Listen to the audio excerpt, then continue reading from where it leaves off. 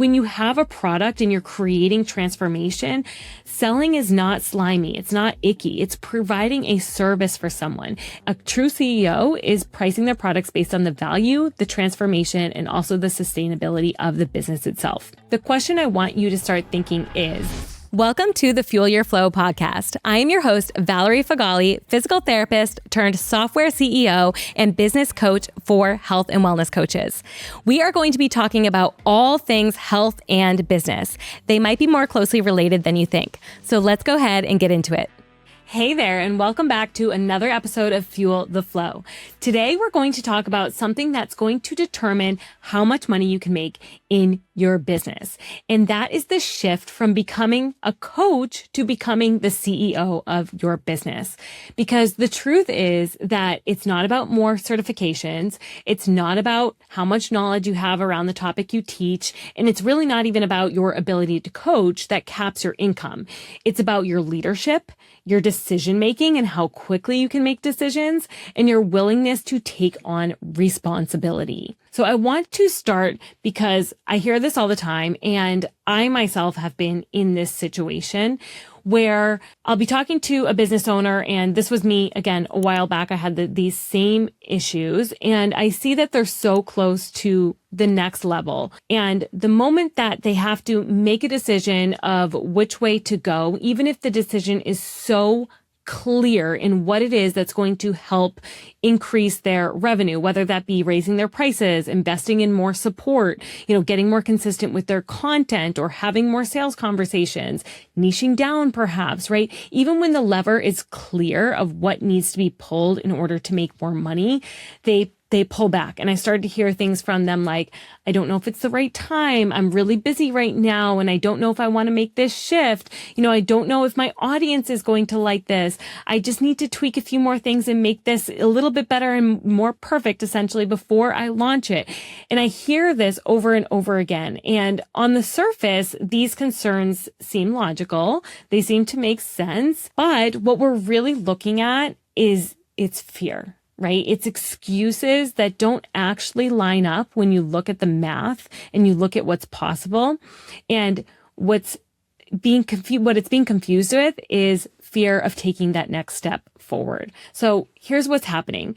As humans, we're wired for survival. So anytime we step into the unknown or a new level of visibility, maybe more responsibility, which could mean more money even or more pressure, our brain goes to, this is scary. This is unfamiliar. Maybe it's unsafe. Let's go ahead and get away from this. Let's abort. And this is called, or I've heard to it as, our internal thermostat. It wants to bring us back to what feels normal, what feels safe for us, what feels predictable to us, even if what is safe is also inconsistent or undesirable, playing small, staying stuck. That's the norm for a lot of us. And so our body, when we start to move away from that, subconsciously often pulls us back into that. And I hear this, I'm going to go off on a little bit of a tangent right now, but I've heard this thrown around so much, and I've seen it on Instagram so many times, is that entrepreneurs have to be comfortable with pain. The reason that we, excel is because we're comfortable with enduring so much pain. And I don't personally agree with that necessarily. I had a lot more pain in my life when I was stuck to somebody else's schedule, when I was doing work that maybe I didn't absolutely love or that didn't fuel my energy. And that's when I was experiencing way more pain. Now that I have control over my own schedule, now that I've built a business that I love. Mondays come around and I'm excited. I'm no longer dreading that Monday. You have that, Sunday scaries where Monday's around the corner. And actually today I woke up and it was Thursday and I thought it was Friday for a split second. And I was like, oh my gosh, it's already Friday. And it was like an oh shit moment where then I realized it was Thursday and I was like, oh yes, it's Thursday. I still have like a little bit more time to get a couple of these things done that I really want to do.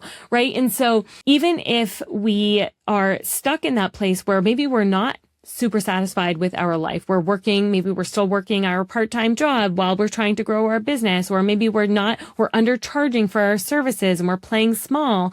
Our body oftentimes wants to keep us there because it's what feels familiar. And with growth comes uncertainty. It comes new problems.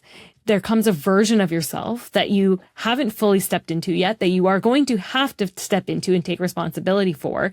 And that at first can feel a little bit uncomfortable. So the real skill in moving past that is learning to separate when you're feeling scared versus when it's actually a bad decision to move forward with whatever that next thing is, because those are not the same. So when you're operating from fear, it sounds more like, what if this doesn't work?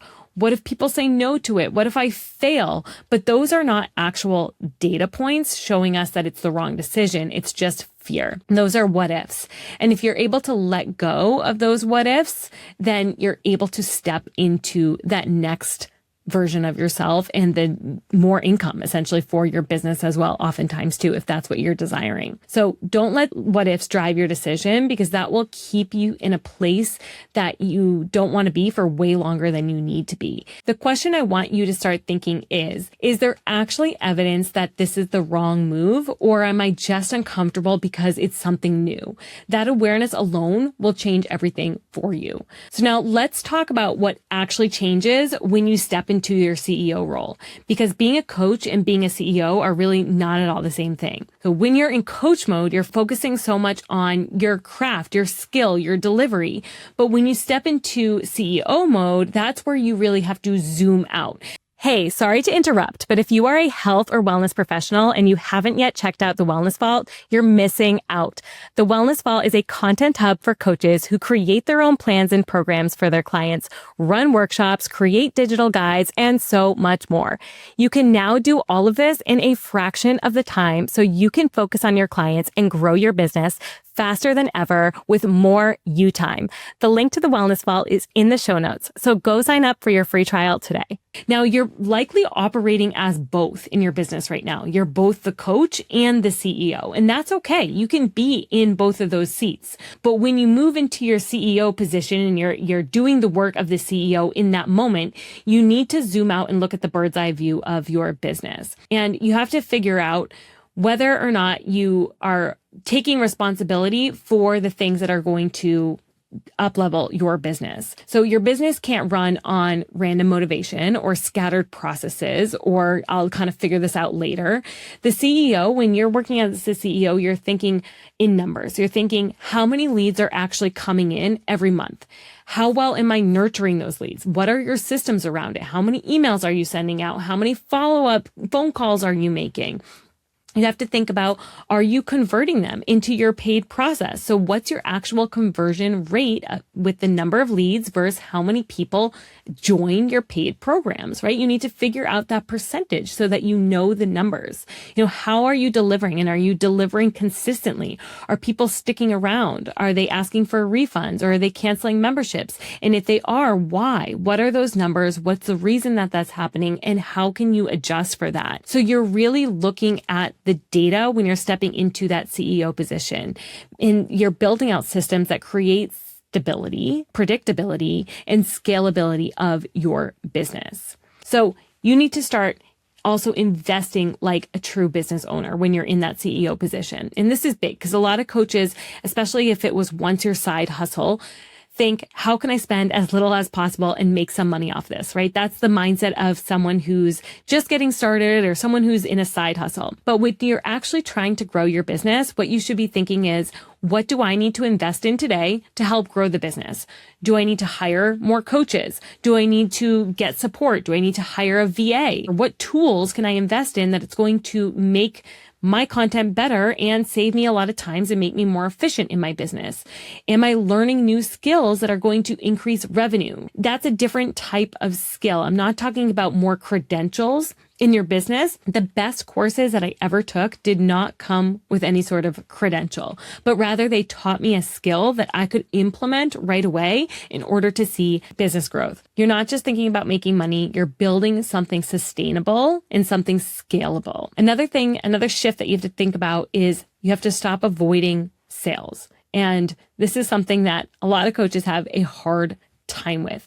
They don't want to sound salesy. They say it feels icky or slimy when they're trying to sell their product. But what this often means is that they are afraid or uncomfortable with being rejected, and they're nervous people are going to say no and what people will think about them. But the truth is, if you have a product that creates a real transformation, then your selling is actually a service to that person. They want it. In fact, we just got off of a business boot camp. We just did a week-long business boot camp, and it was all about how to create a challenge that is going to sell and convert. And at the end of it, our purpose around this challenge was to really nurture people in our wellness vault and give them more tools to use in their business.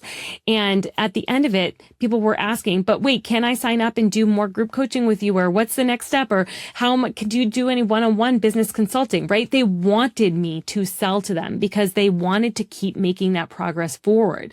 So when you have a product and you're creating transformation, selling is not slimy. It's not icky. It's providing a service for someone, and you're selling to adults. They can say no if they don't want it, right? But sales are necessary, and sales are what keep your business alive. So stop waiting for people to just magically show up at your door. You have to present the offer to them. So initiate those conversations, make clear offers.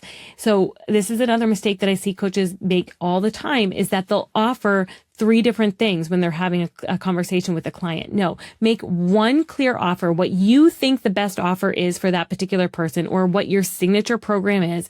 One clear thing to try to get them to take that next step forward with you. And that's helping them make a decision and making a transformation for their life. So you are standing behind the value that you offer as a coach and the results that you drive. Now, the next shift of stepping into that CEO position is charging like a business owner. And this one is huge. So when I first moved into my business, and it was a side hustle at this point, I started charging what I was making per hour at my W-2 job, my W-2 wage, right? That doesn't work when you're a business owner, right? Because a business owner has expenses, you have taxes, you have investments that you're making to scale the business. You have time that you're using to build the business outside of your client sessions, right? And so you can't just charge what you are making at your W-2 job. You have to really charge for the value of the service and the transformation that you're providing.